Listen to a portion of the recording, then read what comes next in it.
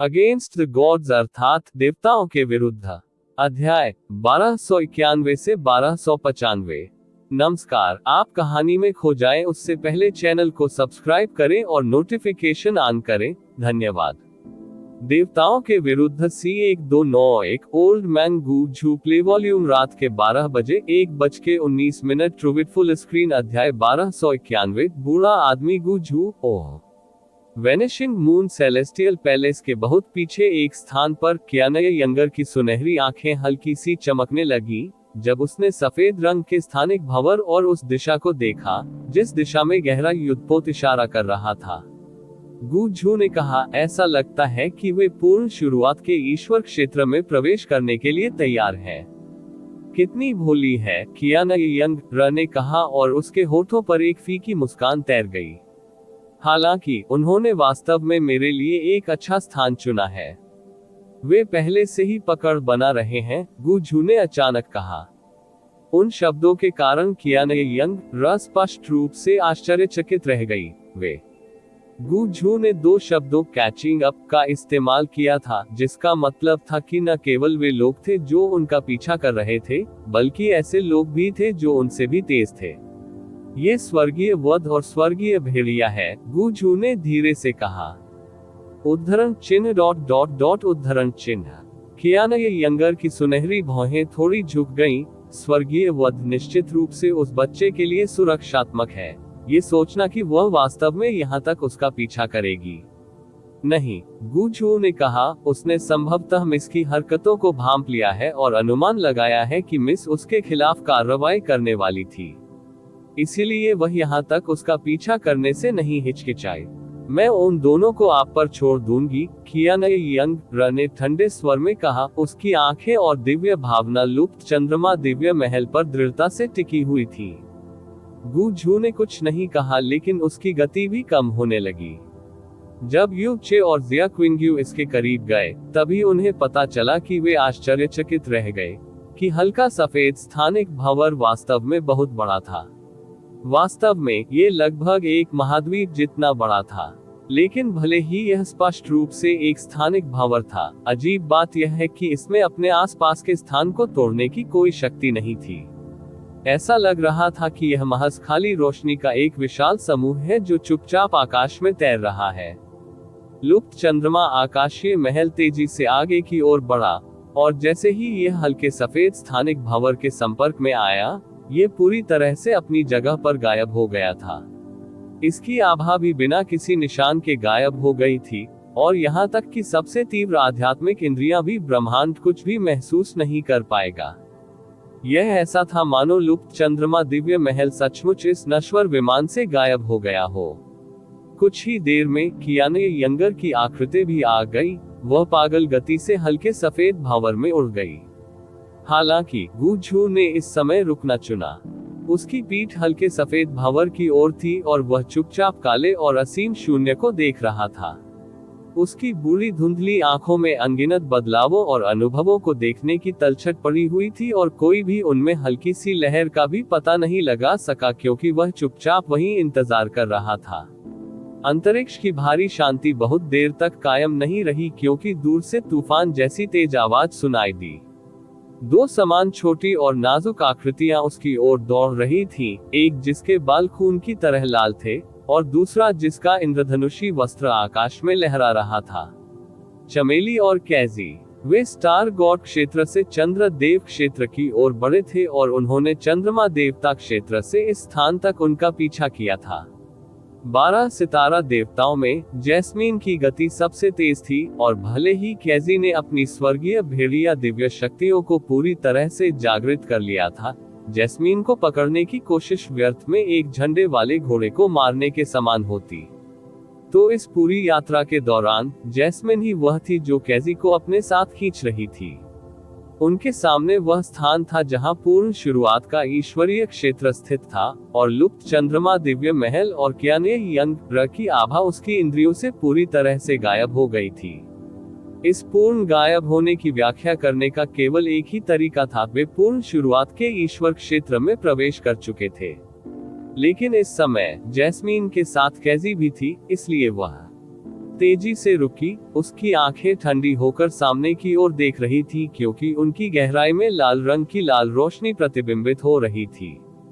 भूरे रंग का लबादा पहने एक बूढ़ा आदमी चुपचाप उस जगह पर खड़ा था। उसका शरीर छोटा और झुका हुआ था, चेहरा बूढ़ा और मुरझाया हुआ था।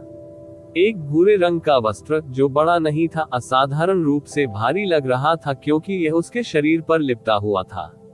ऐसा लग रहा था मानो वह केवल खाल और हड्डियों का एक थैला हो और उसकी आधी पलकें भी एक मृत व्यक्ति की आंखों की तरह धुंधली थी। फिर भी उनकी उपस्थिति बनीचमेली को ऐसा महसूस हुआ मानो एक पहाड़, इतना ऊंचा कि वह उसकी चोटी भी नहीं देख सकी, उसके सामने आ गिरा है और उस क्षण के बाद उसके लिए एक कदम भी आगे बढ़ाना मुश्किल हो जाएगा। आप कौन है? चमेली ने ठंडे स्वर में पूछा। यह एक ऐसा व्यक्ति था जिसने अभी तक अपनी आभा भी नहीं छोड़ी थी, लेकिन उसने पहले ही उसके अंदर भय की ऐसी भावना पैदा कर दी थी। फिर भी उसे वास्तव में इस बात का कोई अंदाजा नहीं था कि यह व्यक्ति कौन था। गू झू ने उसके सवाल का जवाब नहीं दिया। इसके बजाय वह बेहद रूखे और भद्दे अंदाज में बोला, the heavenly slaughter star god और the heavenly wolf star god, आप दोनों से मिलना सम्मान की बात है। कैजी ने अपने दिल में चिंता को दबाते हुए एक कदम आगे बढ़ाया। उसके बाद उसने आक्रामक और उग्र रुख अपनाते हुए कहा, जब आप पहले से ही जानते हैं कि हम कौन हैं, तो आप हमारे सामने से क्यों नहीं हट जाते? कैजी, पीछे हटो। गॉड स्लेइंग ब्लेड जैस्मीन के हाथ में प्रकट हुआ था, जो खून के रंग के साथ मिश्रित ठंडी रोशनी को प्रतिबिंबित कर रहा था। आप उसके प्रतिद्वंद्वी नहीं हैं। आह! कैजी उन शब्दों से स्तब्ध रह गई क्योंकि उसके चेहरे पर अविश्वास की अभिव्यक्ति दिखाई दी।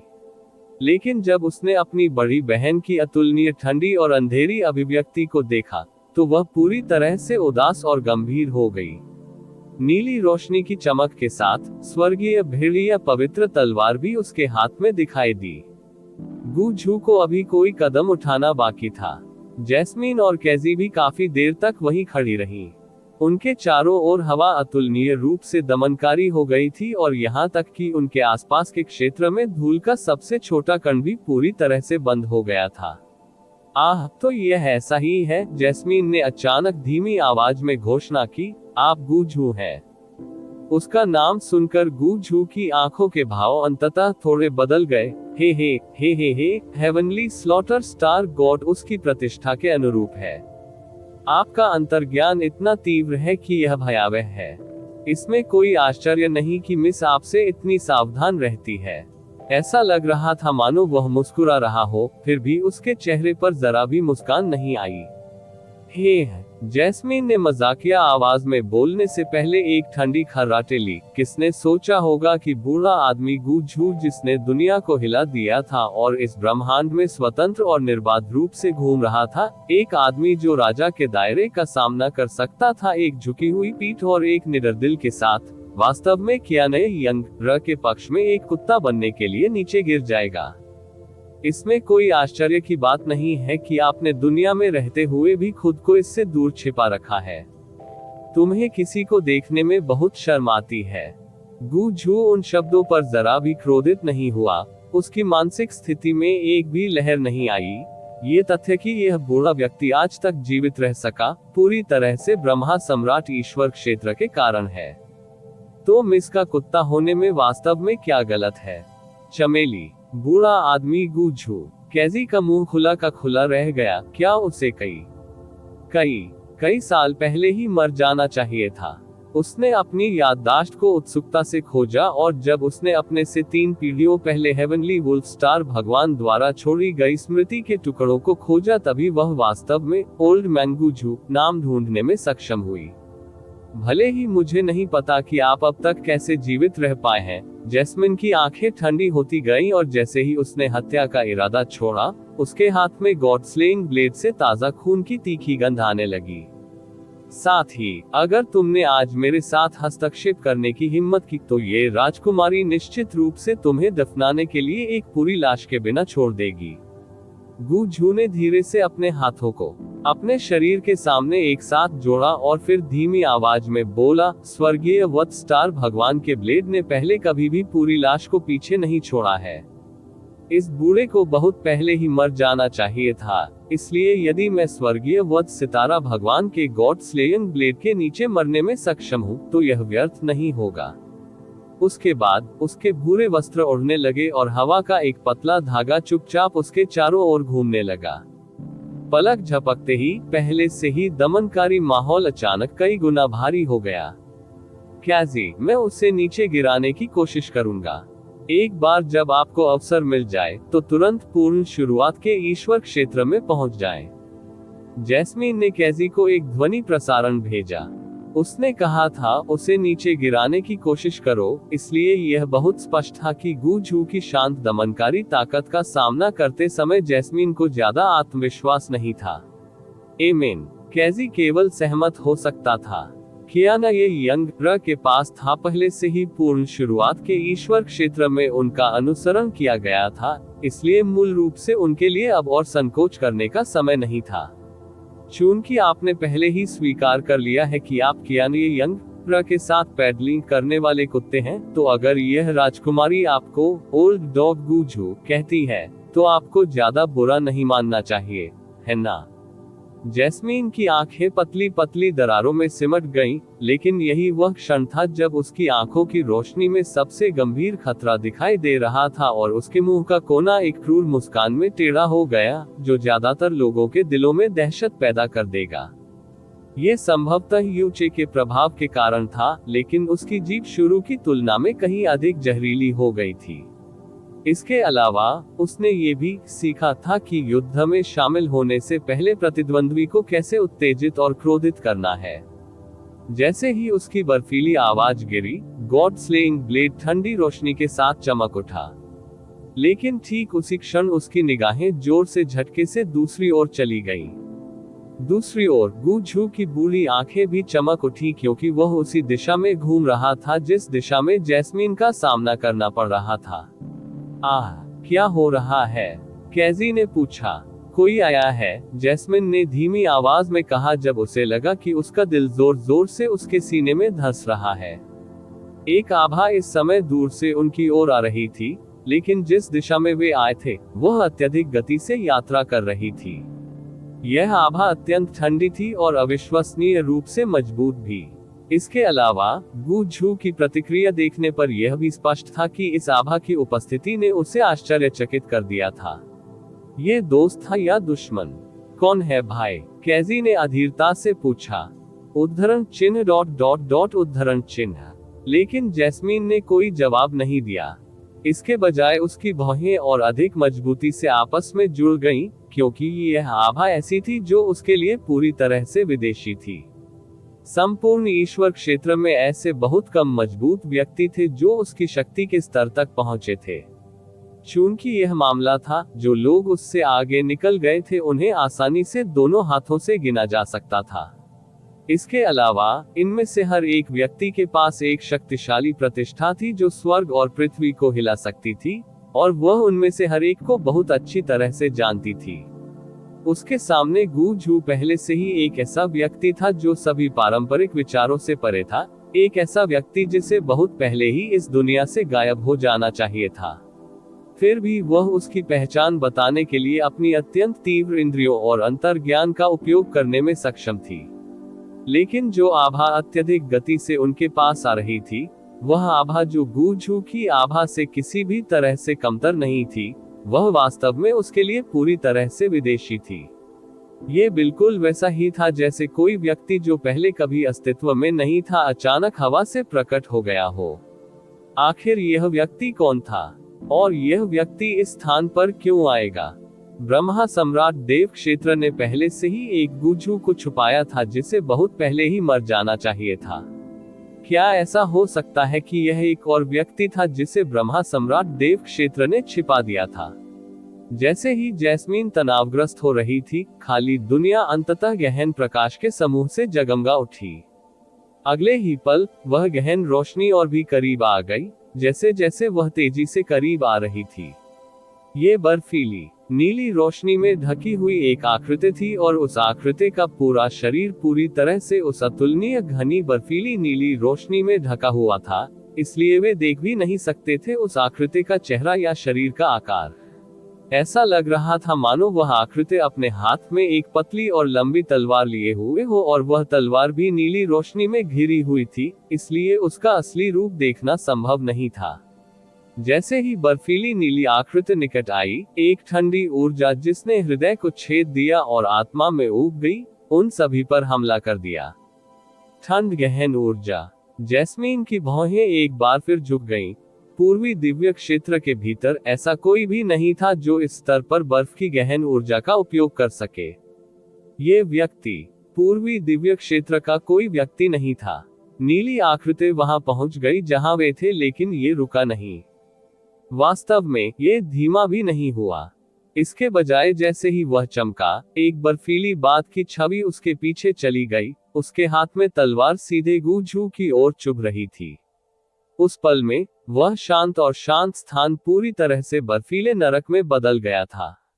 ये हमला बहुत अचानक था और गुजरते धूमकेतु जितना तेज था। नीली रोशनी की किरण के टूटने के बाद गूझू तुरंत दसियों किलोमीटर पीछे की ओर फेंका गया। उसकी आंखों में एक अजीब सी रोशनी चमकी और बर्फीले तूफान की ओर बढ़ने से पहले उसके शरीर से एक तूफान उठा। नीली आकृति। बर्फीली नीली आकृति ने न तो उस हमले का बचाव किया और न ही उसे चकमा दिया, बल्कि वह सीधे तूफान के केंद्र में पहुंच गई। उसके बाद एक बहुआयामी बर्फीली नीली रोशनी, जो किसी भी आर्कटिक ध्रुव की रोशनी से लाखों गुना अधिक चमकदार थी, चमका, और वह तूफान, जो स्वयं तारों को भी हिला सकता था, तेजी से जमा हुआ और बर्फ में परिवर्तित हो गया, जिसने आकाश को भर दिया। टकराना। तूफान के कारण जो बर्फ के टुकड़े बने थे वे फट गए और पूरे क्षेत्र में ओलावृष्टि हुई। वह बर्फीली नीली आकृति ओलों की परतों को चीरती हुई बर्फीली नीली तलवार की किरण के रूप में गूझू के शरीर से टकराई, जिससे वह एक बार फिर 50 किलोमीटर पीछे चला गया। जैसे ही उसने उस आकृति को देखा जो पूरी तरह से बर्फीली नीली रोशनी में ढकी हुई थी, कैजी पूरी तरह से स्तब्ध हो गई थी और आश्चर्य की एक हल्की अनैच्छिक सांस उसके होठों से निकल गई थी। हमें चलना चाहिए। जैस्मिन के पास इस बात की परवाह करने का समय नहीं था कि यह बर्फीली नीली आकृति किसकी है। उसने कैजी की बांह पकड़ ली और अगले ही पल उसने अपनी गति को उसकी चरम सीमा तक बढ़ा दिया और वह पूर्ण शुरुआत के ईश्वर क्षेत्र की ओर तेजी से बढ़ने लगी, इससे पहले कि वह तेजी से उस उज्ज्वल और असीम हल्के सफेद भांवर में पिघल जाए। BZZ एक दबे हुए विस्फोट के साथ, जिससे उनके चारों ओर की हवा हिल गई, गूझू और बर्फीली नीली आकृति एक दूसरे से बहुत दूर जा गिरे। गूझू की आभा पहाड़ की तरह स्थिर रही, लेकिन उसकी मुरझाई हुई बूढ़ी भुजाएं बर्फीली नीली रोशनी की परत से ढकी हुई थीं, जिनसे छुटकारा पाना मुश्किल था, और उसकी 10 उंगलियां भी हल्की हल्की कांप रही थीं। उन्होंने धीरे से बोलने से पहले उस आकृति को देखा, जो पूरी तरह से उस बर्फीली रोशनी में ढकी हुई थी, जिससे कुछ भी पता नहीं चल रहा था। सभी ज्ञात दुनिया में एकमात्र लोग जिन्होंने बर्फ की गहन ऊर्जा को इस स्तर तक विकसित किया है, वे ब्लू ड्रैगन सम्राट हैं और आइस्किलिन रियलम किंग। बर्फीली नीली आकृति। इसके अलावा आपने किसी भी गहन कला का उपयोग नहीं किया है, फिर भी आप इस पुरानी कला के साथ आमने सामने जाने के लिए केवल अपनी बर्फीली गहन ऊर्जा का उपयोग कर सकते हैं। इसके अलावा आपको भी एक महिला होना चाहिए। गूझू की आंखें एक अजीब सी रोशनी से चमक उठी। आप पश्चिमी दिव्य क्षेत्र के ब्लू ड्रैगन सम्राट हैं। पिछले अनुभव और अफवाहों के अनुसार ईश्वर क्षेत्र में बहुत कम लोग थे जो उसके साथ आमने सामने हो सकते थे। बर्फीली नीली आकृति। गूझू ने एक दुर्लभ सहानुभूतिपूर्ण आह भरी। इस बच्चे यूचे का वास्तव में आपके ड्रैगन कबीले के साथ एक असाधारण और रहस्यमय रिश्ता है। ऐसा लगता है कि युवा मिस ने इस बार अनुचित जल्दबाजी की है। ये बिल्कुल स्पष्ट था कि उन्हें यकीन था कि यह बर्फीली नीली आकृति निस्संदेह ब्लू ड्रैगन सम्राट थी, क्योंकि उनके ज्ञान को देखते हुए कोई अन्य संभावित विकल्प नहीं हो सकता था।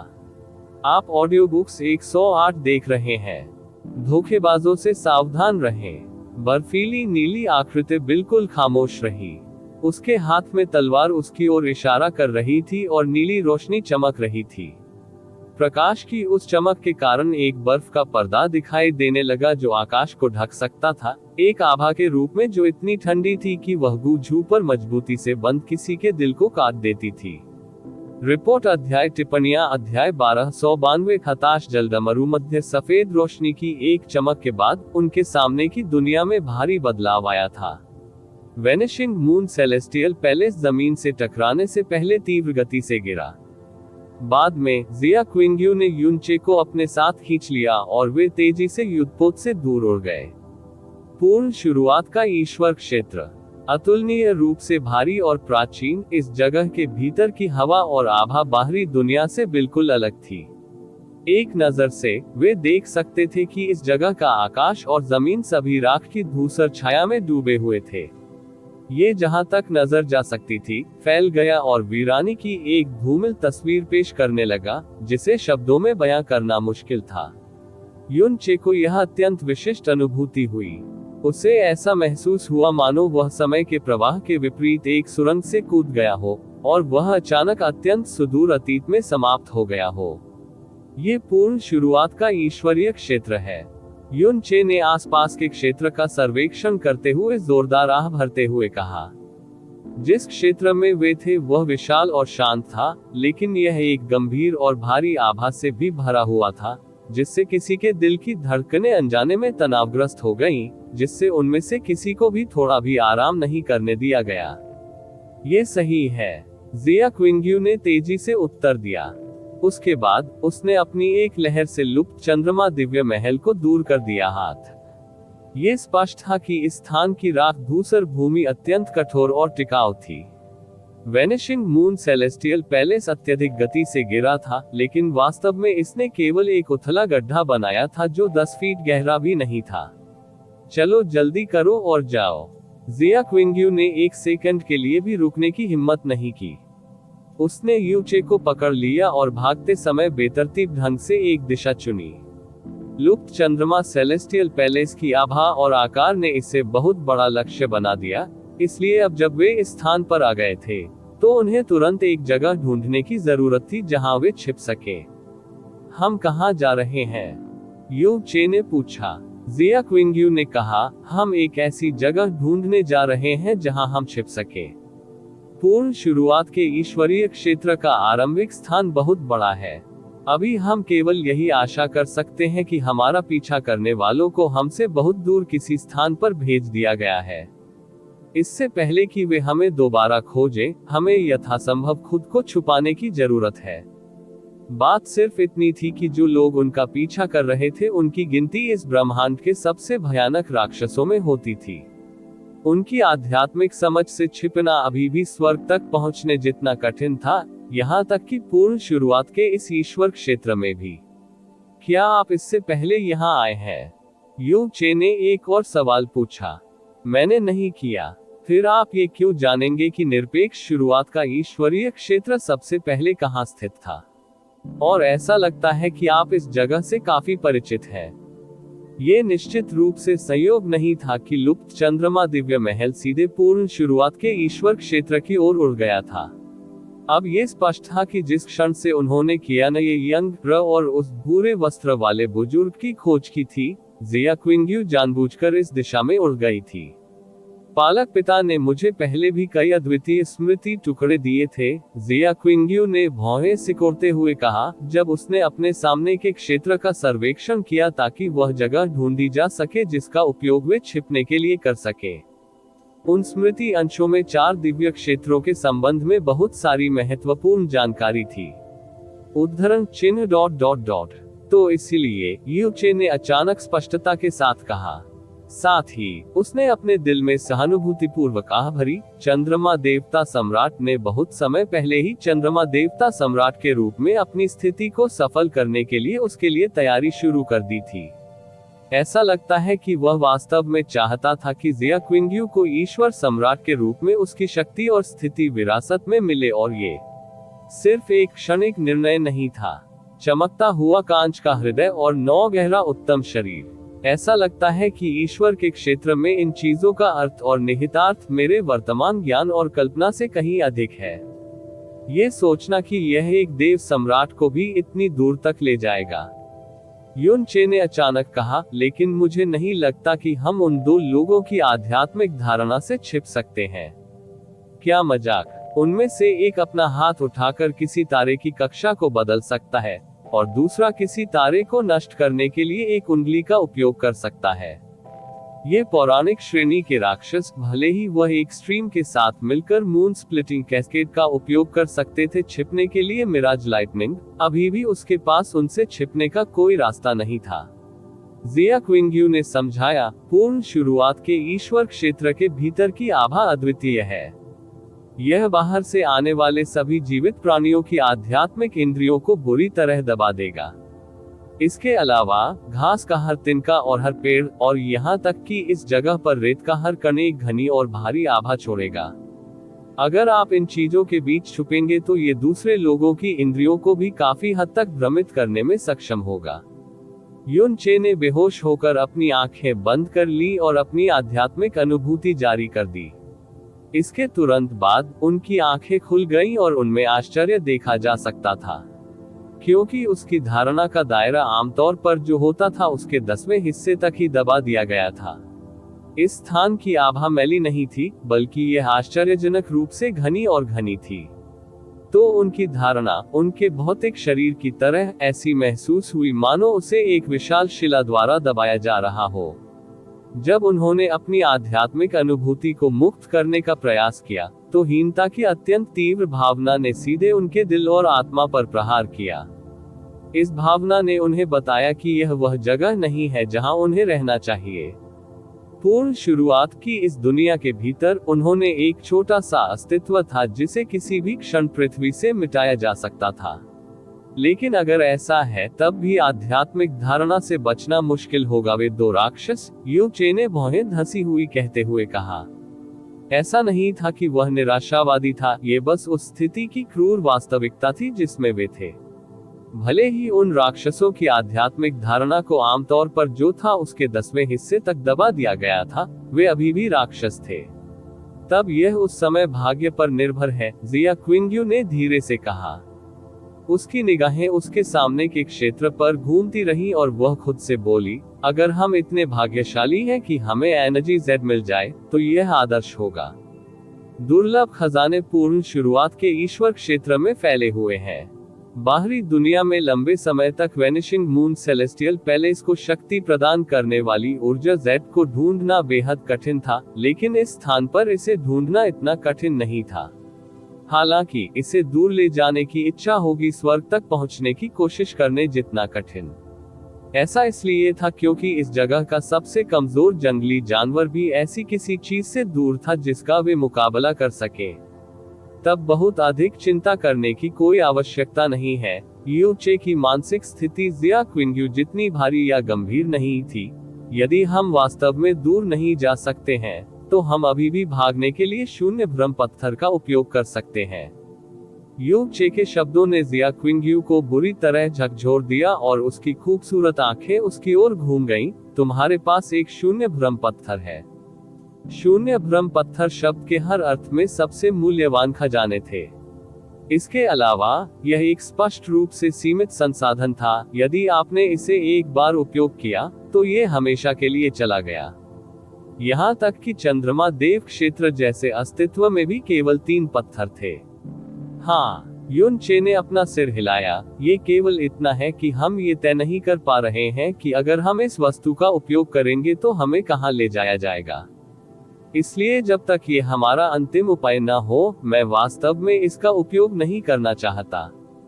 जो भी हो, यह उनके चंगुल में फंसने से कहीं बेहतर होगा, जिया क्विंग्यू ने धीरे से कहा।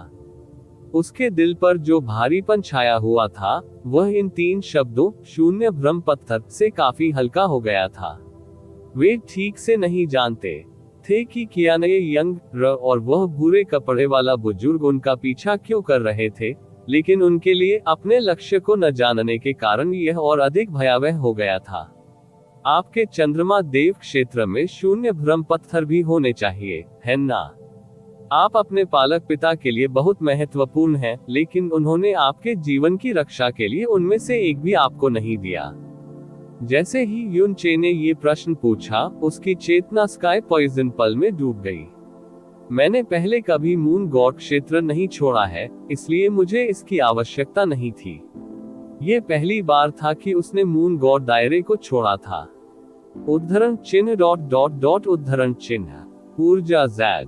यू चे शून्य भ्रम पत्थर को पुनः प्राप्त करने ही वाला था, लेकिन अचानक उसके दिमाग में एक विचार कौंध गया और उसने पूछा, क्विंग्यू, क्या दिव्य समय Z को लुप्त चंद्रमा दिव्य महल को बिजली देने के लिए ऊर्जा Z के रूप में इस्तेमाल किया जा सकता है? उद्धरण चिन्ह डॉट डॉट डॉट आपके पास दिव्य समय Z है। जिया क्विंग्यू की खूबसूरत आंखें एक बार फिर उसकी ओर घूम गईं, और इस बार वे स्पष्ट रूप से एक आश्चर्यजनक रोशनी से चमक उठी जो पहले से भी अधिक तीव्र थी। इच्छा शक्ति के एक सरल अभ्यास के साथ, जो हाथ शून्य भ्रम पत्थर के लिए मछली पकड़ रहा था, उसने इसके बजाय सेलेस्टियल टाइम Z को पकड़ लिया। ये कॉन्फेड गॉड बैटल में शीर्ष 4 में आने का पुरस्कार था।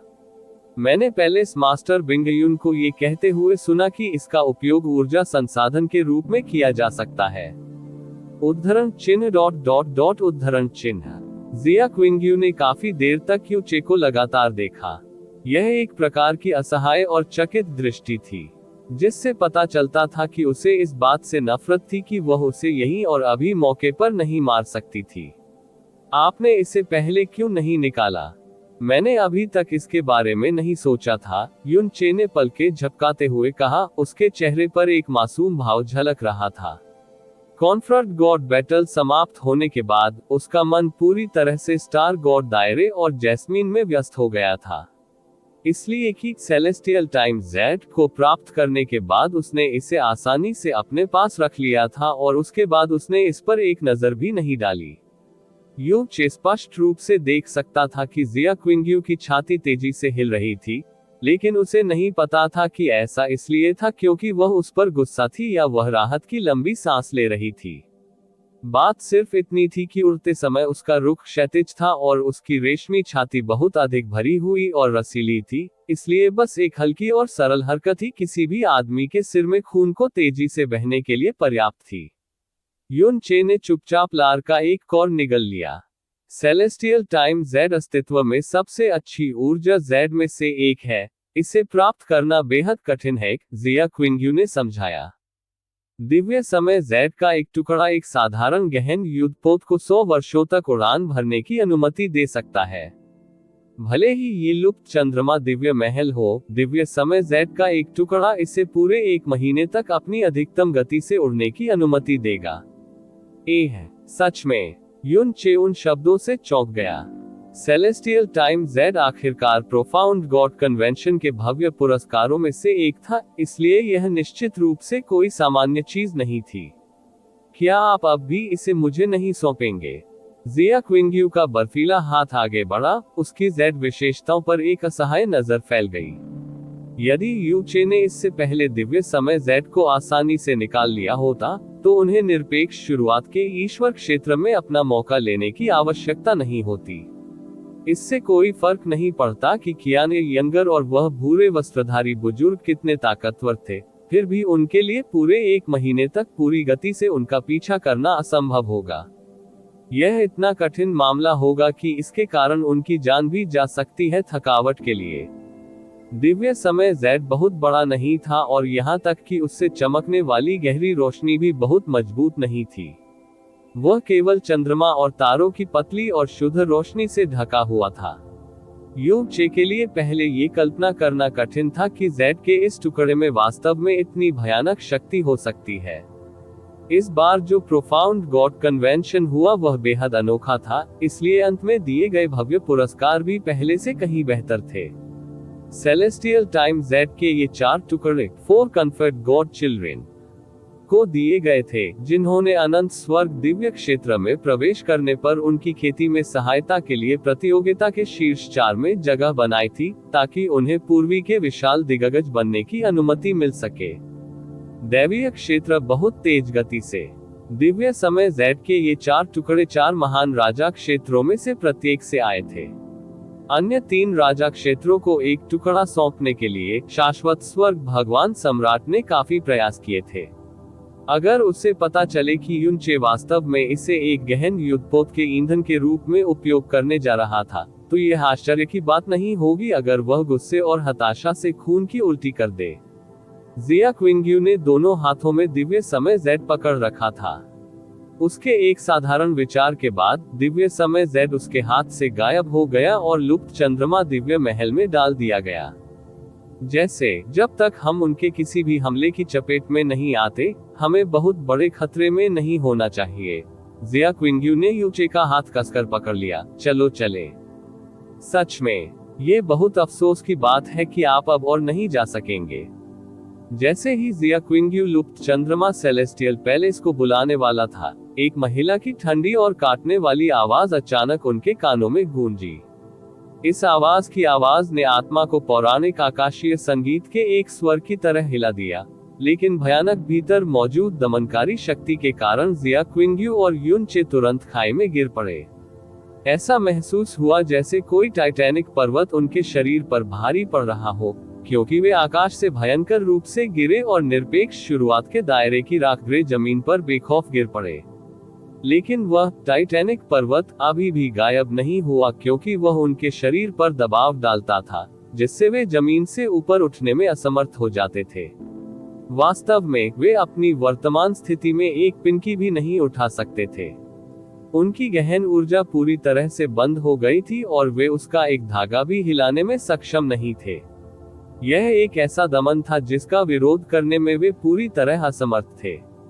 भले ही उनकी गहन शक्ति आज की तुलना में हजारों गुना अधिक हो, फिर भी उनके लिए रत्ती भर भी प्रतिरोध करना संभव नहीं होगा, क्योंकि यह अद्वितीय भयानक दमन स्वयं ब्रह्मा सम्राट देवी की ओर से आ रहा था।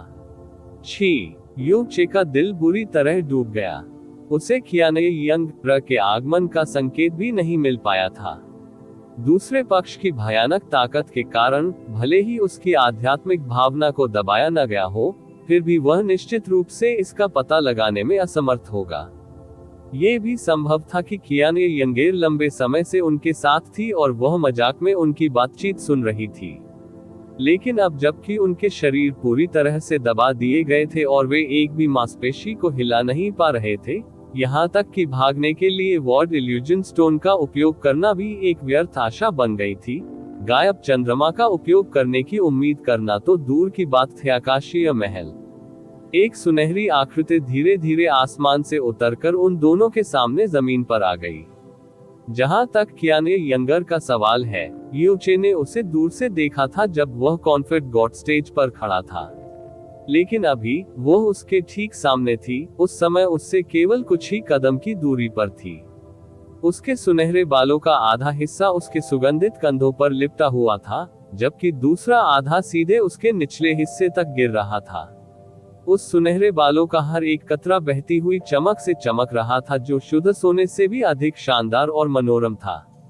नर्म कवच की एक समान शानदार सुनहरी प्लेट ने उसके ऊपरी धड़ को ढक दिया था, जो एक शरीर की रूपरेखा खींचती थी जो हर तरह से इतनी पूरी तरह से घुमावदार और आनुपातिक थी कि ये देखकर कोई भी आश्चर्यचकित रह जाता था।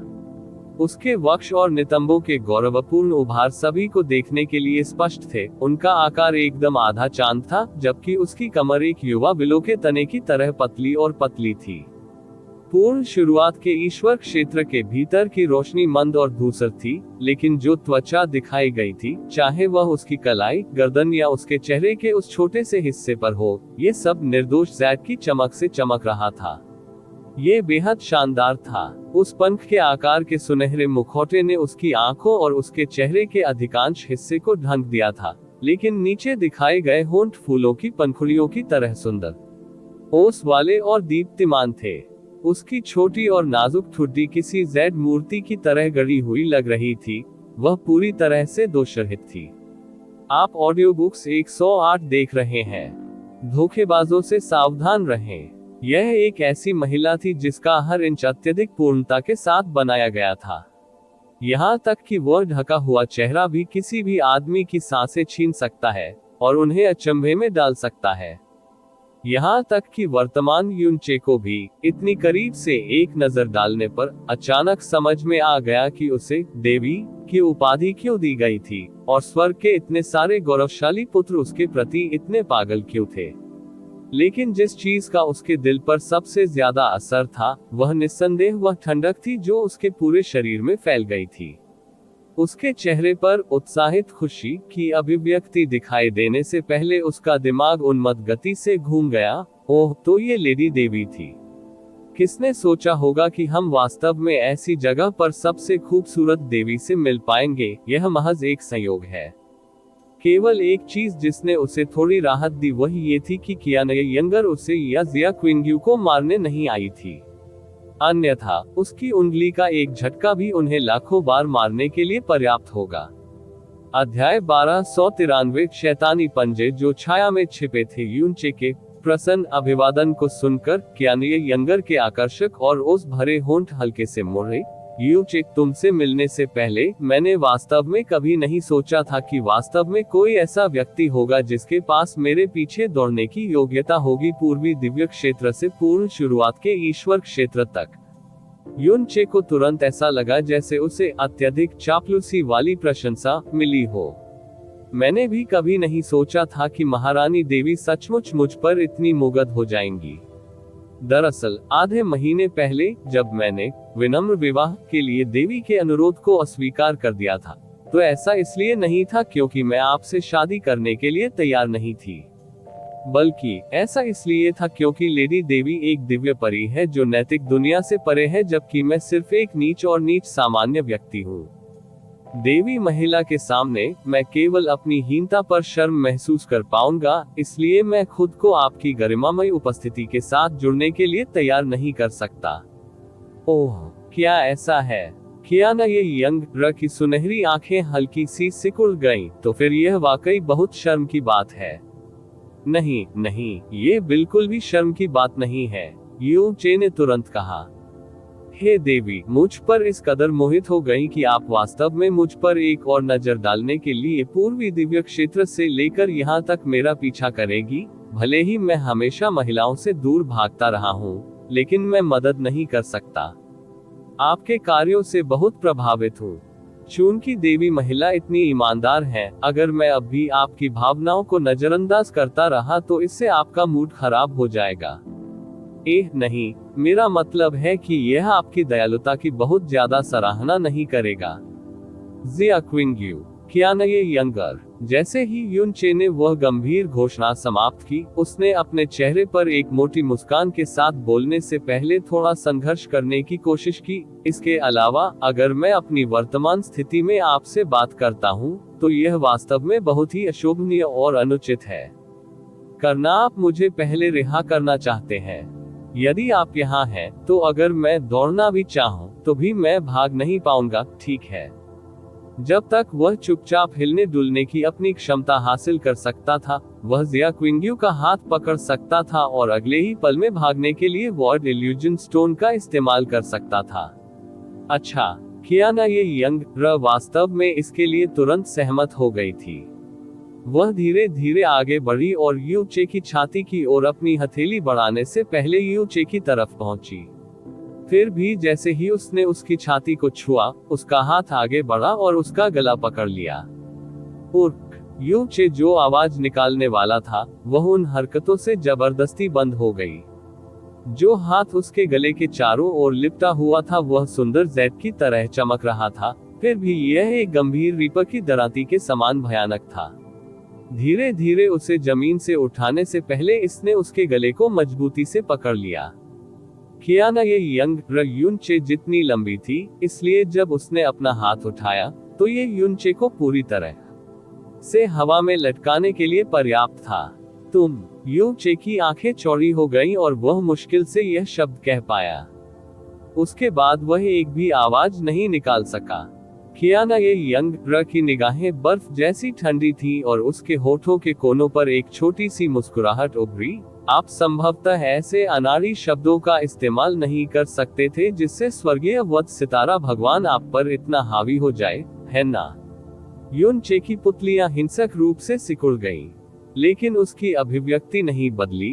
वो दर्द भरे स्वर में चिल्लाया, स्वर्गीय वत्स सितारा भगवान मुझ पर मर चुका है। तुम किस बारे में बात कर रहे हो? ओह, आप समझ नहीं रहे कि मैं क्या कह रहा हूँ। कियाना ये यंग र की पकड़ धीरे धीरे मजबूत होने लगी, जिससे यूचे का गला तेजी से मुड़ने लगा। तो फिर आप मुझे ये क्यों नहीं बताते? वास्तव में आपको वह दुष्ट देव दैवीय शक्तियां किसने दी जो आपके पास है? इस बार यूचे का दिल सदमे से पूरी तरह से अभिभूत हो गया। दुष्ट परमेश्वर की विरासत, उसका सबसे बड़ा रहस्य, उसे इसके बारे में क्यों पता था? इसके अलावा ऐसा लग रहा था जैसे वह जैस्मीन के साथ अपने रिश्ते के बारे में भी जानती थी। क्या आप कह रहे हैं? मुझे एक भी शब्द समझ नहीं आ रहा। वह सूखी और कर्कश आवाज में कहने में कामयाब रहा। अधिक सामग्री खोज रहे हैं। आप जो चाहते हैं वह हमारे पास हो सकता है। डिस्कवरी फीड, भले ही आपकी जीभ अनाड़ी और घटिया है, आपका मुंह बहुत जिद्दी है। कियाना यंग र के होठों का कोना मुस्कुराहट में बदल गया, जो पहले से भी अधिक मजाकिया था। हालांकि आपको कुछ भी स्वीकार करने की आवश्यकता नहीं है। मेरे लिए इससे कोई फर्क नहीं पड़ता कि आप इसे स्वीकार करते हैं या नहीं। इस समय उसने धीरे धीरे अपनी पकड़ ढीली करनी शुरू कर दी और तुरंत यूचे गिर गया और मिट्टी की तरह जमीन पर गिर गया।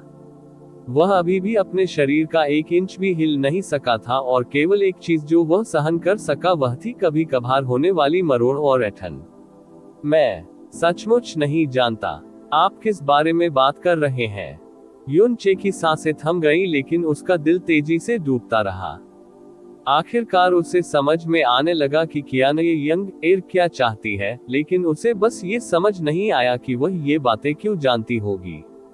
क्या आप जानते हैं कि स्वर्गीय वध सितारा भगवान दुष्ट भगवान की विरासत को पुनः प्राप्त करने में क्यों सक्षम था? कियाना यंग र ने अचानक ठंडी आवाज में कहा। यूचे, 12 साल पहले मुझे अचानक ये खबर पढ़ने को मिली।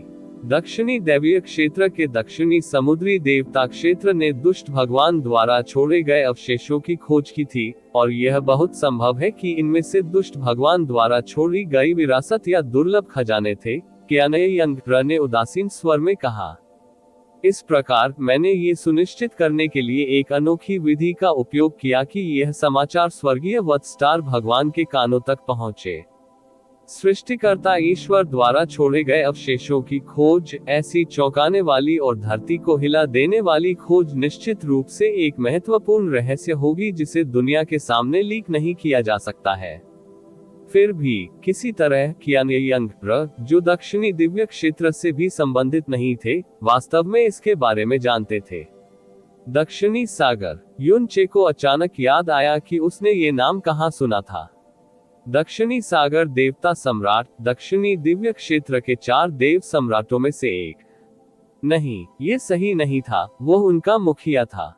वह उस नाम को इसलिए जानता था क्योंकि ब्रह्मा स्वर्ग के देवता सम्राट ने सभी के सामने ये घोषणा की थी कि वह कियाना यंग र की शादी उस दिन से करना चाहता है। उसे पता चला था कि ये दक्षिणी सागर का देवता सम्राट बेहद कियाना यंग र पर मोहित हो गया, और हर बार वह पूर्वी दिव्य के पास आया क्षेत्र, ये लगभग हमेशा उसकी वजह से था। यह एक प्रसिद्ध तथ्य था जिसके बारे में देवताओं के क्षेत्र में लगभग हर कोई जानता था। वह वही था जिसने कियाना यंग र को बताया था। क्या आप जानते हैं कि मैंने ये जानकारी स्वर्गीय वध सितारा भगवान को क्यों दी? क्योंकि तुम उसकी हत्या करना चाहते थे। यूचे ने धीरे से दांत पीसते हुए कहा। कम से कम तुम इतने मूर्ख नहीं हो, कियाना यंग र ने उदासीन हल्की हंसी के साथ कहा। स्वर्गीय वुल्फ स्टार भगवान सुशी की मृत्यु के बाद आपके स्वर्गीय वध स्टार भगवान मुझे उसके सपनों में भी मारना चाहते थे। इसके अलावा आप सचमुच स्वर्गीय वध सितारा भगवान को उन लोगों में गिन सकते हैं जो वास्तव में मुझे डरा सकते हैं। चूंकि वह मुझे इतनी बुरी तरह से मारना चाहती थी, मेरे पास उसे इस धरती से गायब हो जाने देने के अलावा कोई विकल्प नहीं था। तो क्या आपको लगता है कि एक व्यक्ति जो पागलों की तरह सत्ता का पीछा कर रहा था, वह सृजन ईश्वर के अवशेष के आकर्षण को अस्वीकार कर सकता है? यूचे, नहीं, निस्संदेह वह ऐसा नहीं कर पाएगी। उसने इसे बाकी सभी से दूर रखा और अकेले ही दक्षिणी दिव्य क्षेत्र की ओर निकल पड़ी। लेकिन ये बहुत बुरा है कि वह नहीं जानती थी कि दुष्ट ईश्वर के इस विशेष अवशेष को बहुत पहले ही दक्षिणी समुद्री देवता क्षेत्र के लोगों ने साफ कर दिया था और उन्हें कुछ भी नहीं मिला था। तो स्वर्गीय वध सितारा भगवान के लिए एकमात्र चीज एक शैतानी जहर बची थी जो भगवान को मारने की प्रतिष्ठा रखती थी। विष को मारने वाला पूर्ण ईश्वर। क्रर क्रर यू चे ने अपने दांतों को इतनी जोर से पीसा कि वे टूट गए और उसके दांतों के बीच से खून बहने लगा। आज केवल इसी क्षण उसे अंततः पता चला कि इतने वर्षों पहले जैस्मीन की हत्या का प्रयास वास्तव में कियाने यंग द्वारा किया गया था। यदि ये तथ्य न होता कि वह यू चे से मिली होती तो जैस्मीन 12 साल पहले ही अपनी जान गंवा चुकी होती। सिर्फ आपके लिए तैयार की गई हमारी सिफारिशों को देखें डिस्कवरी फीड। ये कोई आश्चर्य की बात नहीं थी कि हर बार जब जैस्मीन कभी कभी उस महिला शब्द का उल्लेख करती थी तो उसके मन में घृणा और आक्रोश फैल जाता था जिसे वह दबा नहीं सकती थी। ये सिर्फ इतना है कि मैंने कल्पना नहीं की थी और दक्षिणी समुद्री देवता क्षेत्र ने और भी कम कल्पना की थी कि दुष्ट भगवान के अवशेष में जिसे हर कोई खाली समझता था स्वर्गीय वध सितारा भगवान को वास्तव में कुछ मिला था जिसमें रक्त की एक बूंद थी। इसके अलावा जब वह चीज सामने आई तो आभा अविश्वसनीय रूप से चौंकाने वाली थी।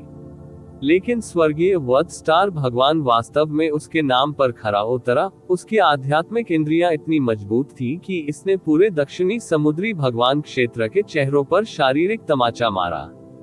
हालांकि उसी समय वह उस शैतानी जहर से भी प्रभावित हुई जो सिर्फ उसके लिए छोड़ा गया था। अगर यह सिर्फ एक दौरा होता तो ठीक होता, लेकिन दूसरे क्षेत्र में घुसपैठ करना और किसी अन्य भगवान द्वारा छोड़ी गई विरासत को चुराना, जो उस समय दिव्य क्षेत्रों का एक बड़ा निषेध था, यहाँ तक कि इसके कारण स्टार भगवान जैसे किसी व्यक्ति को मौके पर ही मार दिया जा सकता था। इस प्रकार दक्षिणी समुद्री देवता क्षेत्र ने अधिकांश दक्षिणी दिव्य क्षेत्र पर स्वर्गीय वध सितारा भगवान का पीछा किया, लेकिन अंत में स्वर्गीय वध सितारा भगवान पूर्वी दिव्य क्षेत्र में वापस भागने में सक्षम हो गया। तथाकथित दक्षिणी दिव्य क्षेत्र में नंबर 1 राजा क्षेत्र, ऐसा लगता है जैसे वे सभी बेकार कूड़े का एक गुच्छा थे। क्या मौके पर ही मार डालो? एक राजा क्षेत्र को अपमानित करने के लिए कौन तैयार होगा?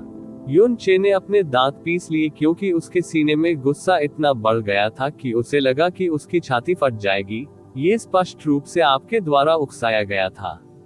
उस दक्षिणी सागर देवता सम्राट ने ऐसा केवल इसलिए किया ताकि वह आपका अनुग्रह प्राप्त कर सके। ये सब आपकी वजह से था। ओह, और इसमें गलत क्या है? कियाना यंगर के होठों का कोना हिल गया जब उसने उससे दया भरी आवाज में बात की। आप सभी लोग, क्या आप सभी इतने घटिया और नीच नहीं हैं? आप यू चे के दिल में केवल गुस्सा बचा था, फिर भी उसका असहाय शरीर 1 इंच भी हिलने में असमर्थ था। वह बार बार अपने दांत पीस रहा था क्योंकि वह खुद को शांत करने के लिए मजबूर कर रहा था। वह यहाँ नहीं गिर सकता था और इससे भी अधिक वह कियाने यंगर के हाथों में नहीं पड़ सकता था। निश्चित रूप से नहीं कर सका। तो यह अफवाह थी कि स्वर्गीय वध सितारा भगवान बच गए, लेकिन उन्हें अपना शरीर त्यागना पड़ा। चूंकि यही मामला था, उस समय आप उनकी आत्मा के पात्र थे। कियाना यंग ने तिरस्कार की ठंडी हंसी भरी। लगभग पूरे दक्षिणी दिव्य क्षेत्र में उसका पीछा किया गया था, फिर भी यह उसकी आत्मा को क्षत विक्षत करने में सक्षम नहीं था। दिखता है जैसे कि तथाकथित पूर्ण ईश्वर वध जहाँ आखिरकार कुछ खास नहीं था। जैसा कि यह पता चला है, दक्षिणी दिव्य क्षेत्र में सबसे मजबूत देवता सम्राट की सबसे बड़ी क्षमता बड़ी बात करने की क्षमता थी। उद्धरण चिन्ह ... उद्धरण चिन्ह। यू चे ने गुस्से भरी निगाहों से उसे चुपचाप देखा। इतने वर्षों पहले परम ईश्वर द्वारा मारे गए जहर ने न केवल जैस्मीन की आत्मा को क्षत विक्षत कर दिया था, बल्कि यह वास्तव में अत्यंत भयानक पूर्ण क्षरण भी था। यदि उसके साथ उस अवसर की मुलाकात नहीं होती तो जैस्मीन मर जाती, भले ही उसके पास 10 और जीवन होते। फिर भी स्वर्गीय वध स्टार भगवान पूर्वी दिव्य क्षेत्र में वापस भागने के बाद स्टार भगवान क्षेत्र में वापस नहीं लौटे। इसके बजाय उसने एक निचले दायरे में प्रवेश किया और यह वास्तव में सोचने का विषय था। उसने शांत स्वर में बोलने से पहले यूचे की ओर देखा, लेकिन इस प्रश्न का उत्तर कुछ ऐसा है जो आप निश्चित रूप से मुझे बता पाएंगे, है ना? मैं इसे एक बार फिर कहूंगा, आपने अभी जो कहा उसका एक भी शब्द मुझे समझ नहीं आया, एक भी शब्द नहीं। यूचे की नजरें केंद्रित हो गई और वह निश्चित रूप से कुछ भी कबूल नहीं करेगा। मुझे नहीं पता कि यह दुष्ट भगवान की विरासत क्या है। इसके अलावा भले ही स्वर्गीय वत्स सितारा भगवान ने वास्तव में ऐसी कोई चीज प्राप्त की हो, वह इसे मुझे, निचले लोगों के एक तुच्छ नश्वर को देने के बजाय खुद पर उपयोग क्यों नहीं करेगी? ठीक कहा, कियाने यंग हल्की हल्की मुस्कुराने लगी, इससे पहले कि उसने अपना हाथ बढ़ाया और यूचे का गला पकड़ लिया, उसे एक बार फिर हवा में उछाल दिया। यह मेरे लिए भी सबसे पेचीदा सवाल है। उद्धरण चिन्ह उद्धरण चिन्ह। उसके गले को एक बार फिर बुरी तरह से जकड़ लिया गया था, इसलिए यूचे सांस भी नहीं ले पा रहा था। आवाज करना तो दूर की बात थी। दुष्ट ईश्वर की शक्ति के अलावा आपके शरीर में रुचि की कई अन्य चीजें भी हैं। उदाहरण के लिए, आपकी ड्रैगन आत्मा कहां से आई? कियाना ये यंग का चेहरा धीरे धीरे करीब आ रहा था और यूचे लगभग उसकी ठंडी और निर्दयी सांसों को महसूस कर सकती थी। इसके अलावा मैं ये भी मानता हूँ कि इन चीजों के अलावा आपके पास निश्चित रूप से कुछ अन्य रहस्य भी हैं जिनसे मैं अनजान हूँ। लेकिन आपको निश्चित रूप से ऐसा करना चाहिए। निश्चित रूप से मुझे बहुत निराश मत करो। जैसे ही उसकी आवाज कम हुई, उसका दूसरा हाथ बढ़ा और यूचे की खोपड़ी के ऊपर दब गया। इस कार्रवाई के कारण जिया क्विंग्यू की खूबसूरत पुतलियां सिकुड़ गईं। रुको। कियाना ये यंगर की हरकतों से साफ पता चलता है कि वह जबरन उसकी आत्मा की तलाशी लेना चाहती थी। जिया क्विंग्यू पर नजर बचाते हुए कियाना यंग एर ने बगल की ओर देखा। आप जो कर रहे हैं उसे तुरंत रोकें। यदि आप उसके साथ ऐसा करने का साहस करते हैं तो चंद्रमा देव क्षेत्र आपको कभी माफ नहीं करेगा। जिया क्विंग्यू ने ठंडी आंखों से घोषणा की। चंद्रमा देव क्षेत्र हे है। कियाना ये यंग ने बर्फीली ठंडी हंसी दी। जिया क्विंग्यू, आपने पूरे मून गॉड दायरे को उनकी बची हुई गरिमा का हर हिस्सा खो दिया, जिसके कारण युगुया पूरे ब्रह्मांड में सबसे बड़ा हंसी का पात्र बन गया। तो अभी जिस व्यक्ति को मून गॉड क्षेत्र सबसे अधिक मारना चाहता है, वह वास्तव में आप ही हैं, है ना? जिया क्विंग्यू, अगर मैं तुम्हें और यूचे को मार दूं, तो मून गॉड रियलम शायद मेरे प्रति आभारी हो जाएगा। क्या ऐसा नहीं है? कियाना ये यंग का स्वर थोड़ा बदल गया क्योंकि उसने हर शब्द के साथ जिया क्विंग्यू का मजाक उड़ाया। आइए इस तथ्य पर भी विचार न करें कि आप चंद्रमा भगवान क्षेत्र के पापी हैं। भले ही आप चंद्रमा भगवान क्षेत्र की देव साम्राज्य बन गए हो, तुम क्या कर पाओगे? आप ऑडियो बुक्स 108 देख रहे हैं। धोखेबाजों से सावधान रहें। इतने वर्षों पहले युवगो के साथ जो हुआ वह इसलिए हुआ क्योंकि मैंने अपने लोगों को उसके पीछे भेजा था। युगुया को पता चलने के बाद उसने न केवल विरोध में पादने की भी हिम्मत नहीं की, बल्कि उसने ऐसा दिखावा भी किया कि वह पूरी तरह से अनजान था। तो अगर मैं आज तुम्हें मार भी दूं, तो तुम्हें क्या लगता है वह क्या कर सकता है? उद्धरण चिन्ह उद्धरण चिन्ह। यूचे की आंखें उन शब्दों पर खुली रह गईं। उद्धरण चिन्ह उद्धरण चिन्ह। जिया क्विंग्यू भी उन शब्दों से पूरी तरह से स्तब्ध थी। उसके बाद उसकी दृष्टि अव्यवस्थित हो गई क्योंकि उसका शरीर अत्यधिक तीव्रता से कांपने लगा। वह तुम ही थे जिसने इतने वर्षों पहले मेरी मां को नुकसान पहुंचाया था। वास्तव में तुम ही थे। ओह। जिया क्विंग्यू की प्रतिक्रिया के कारण कियाना ये यंग की आंखें थोड़ी संकीर्ण हो गईं। वे दो आंखें जो हल्की सुनहरी रोशनी से चमक रही थी, जिया क्विंग्यू के शरीर पर फैल गईं।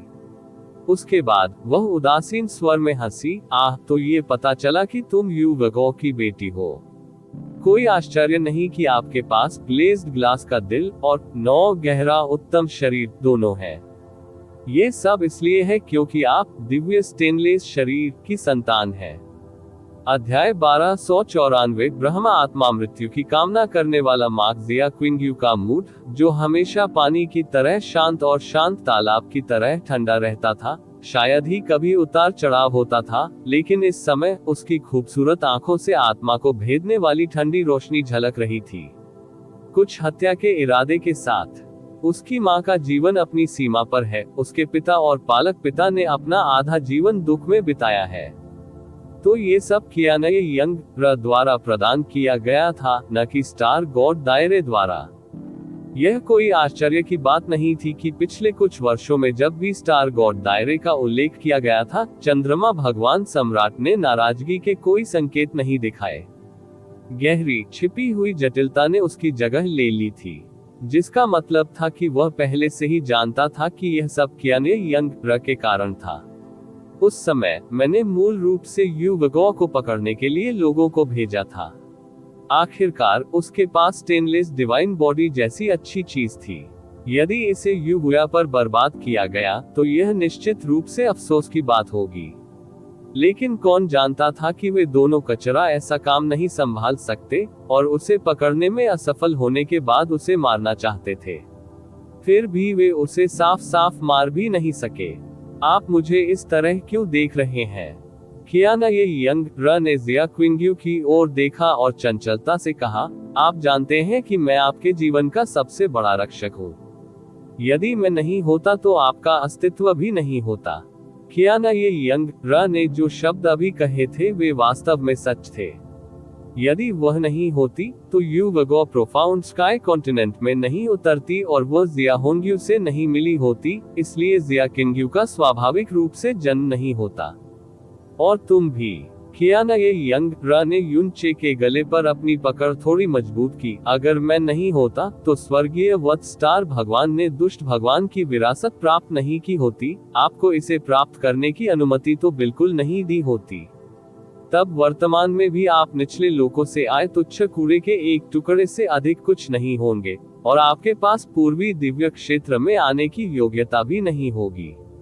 तो फिर आप भगवान नंबर 1 बनने और पूरी दुनिया को प्रभावित करने के लिए ऊंचाइयों को कैसे छूते? तो अभी आप दोनों के लिए मुझे चुकाने का समय आ गया है। जैसे ही उसने अपना सुस्त भाषण समाप्त किया, कियाना यंग की आवाज और टकटकी अचानक ठंडी हो गई, और एक अविश्वसनीय रूप से मजबूत आत्मा ऊर्जा अचानक उस हाथ से निकली जो युनचे के सिर के ऊपर दबाया गया था। रुकना। BZZZZ युनचे को ऐसा महसूस हुआ मानो उसके सिर में अचानक विस्फोट होने लगे हों। कियाना यंग के सामने युनचे का अस्तित्व असीम समुद्र के सामने एक छोटी सी चींटी थी।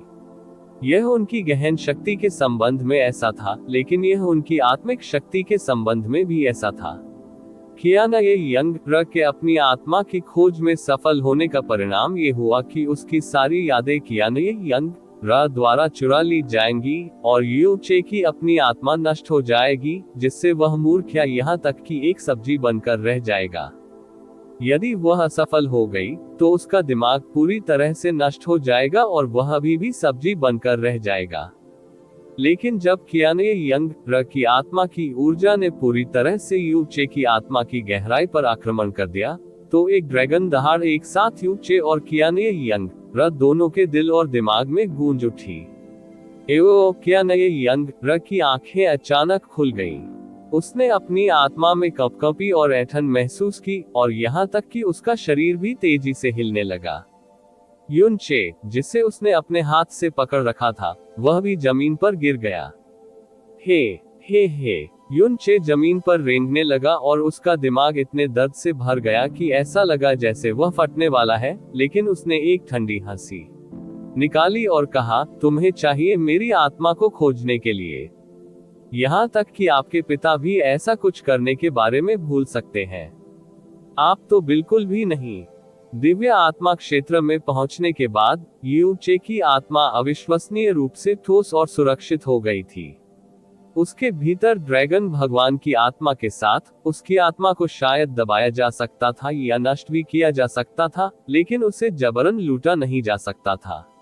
यदि ये तथ्य नहीं होता कि कियाना यंगर बहुत अधिक शक्तिशाली थी, तो उस दहाड़ के झटके ने निश्चित रूप से अधिकांश अन्य लोगों को अपनी आत्मा को भारी क्षति पहुंचाई होती। लेकिन अब जब ये बात आ गई थी, तो उसे कियाने यंग र के सामने छिपने या दिखावा करने की कोई जरूरत नहीं थी, क्योंकि इस बिंदु पर यह मूल रूप से बेकार था।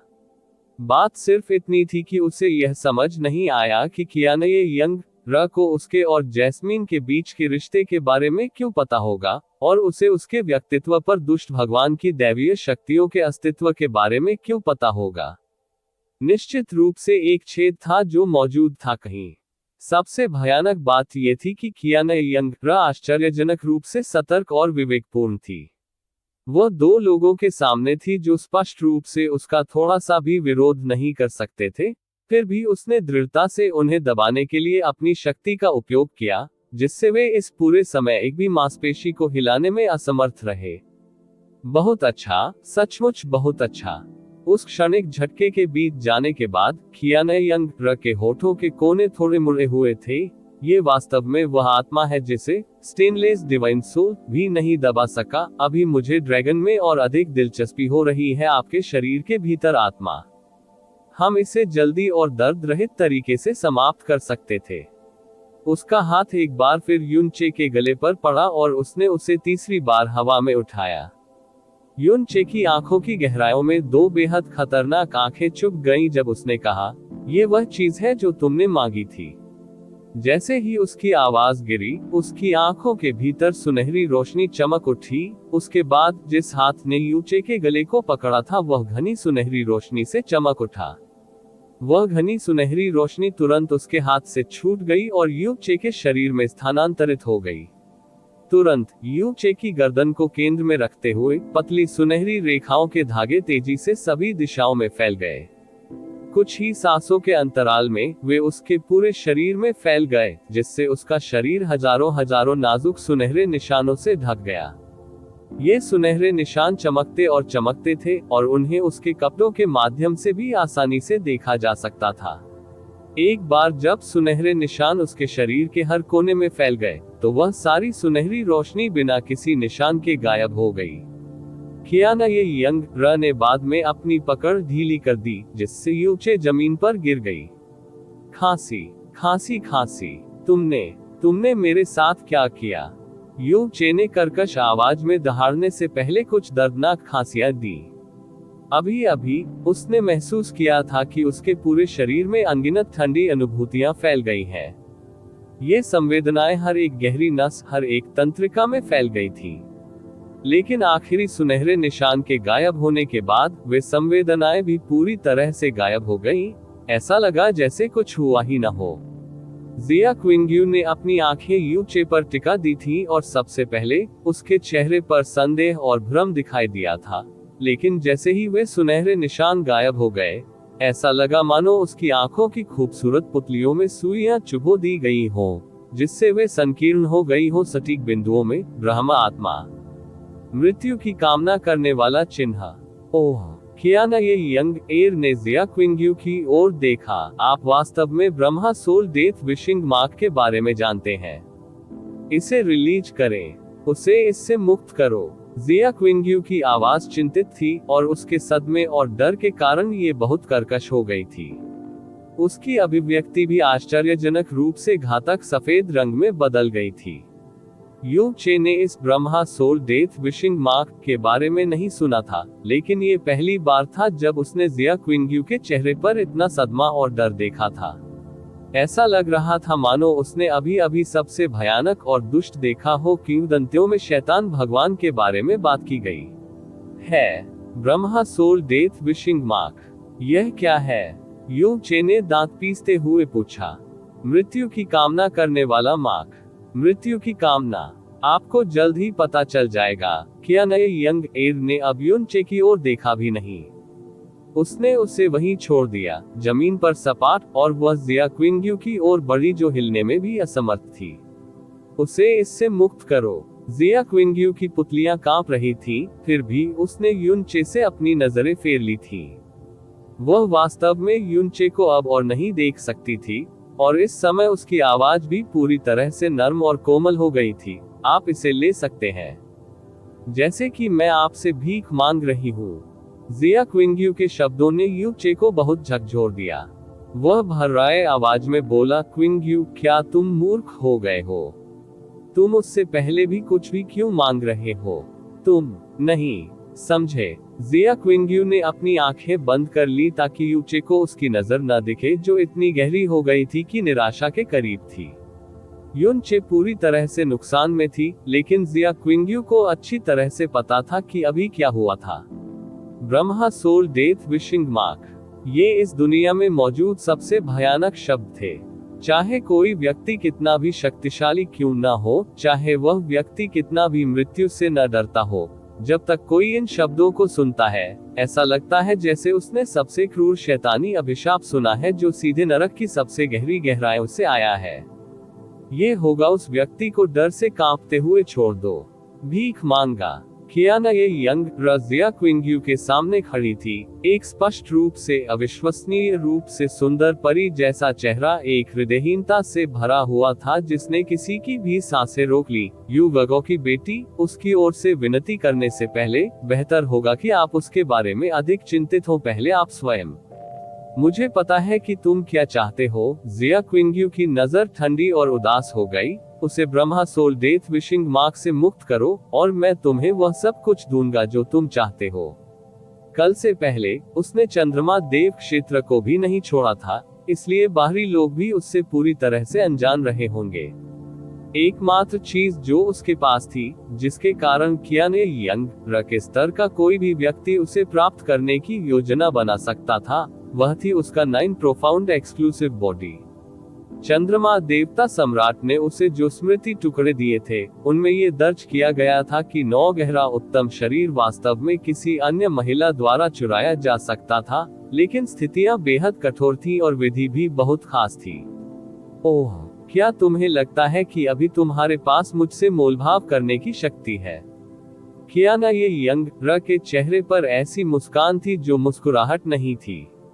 उसकी उंगली जिया क्विंग्यू की छाती पर दब गई और उसने इत्मीनान से उसके चारों ओर एक घेरा बना दिया। वर्तमान में तुम मेरे हाथों में गिर गए हो, इसलिए मैं वह हूँ जिसके पास तुम्हारे पास मौजूद हर चीज पर अधिकार है, तुम पर नहीं। जिया क्विंग्यू की आंखें और भी ठंडी हो गईं। यदि आप उसे Brahma soul death wishing mark से मुक्त नहीं करते हैं, तो मैं तुरंत अपनी खुद की उत्तम दुनिया को नष्ट कर दूंगा।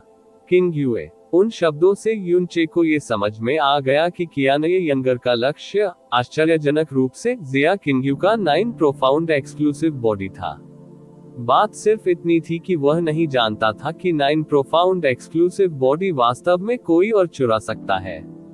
इसलिए स्वाभाविक रूप से वह इस बारे में भी कम जानता था कि इसे कैसे चुराया जा सकता है, और जिसने इसे चुराया था उसके लिए इसके परिणाम क्या होंगे। जिस धारा से वह भरा हुआ था वह केवल असहायता की गहरी भावना से भरा था।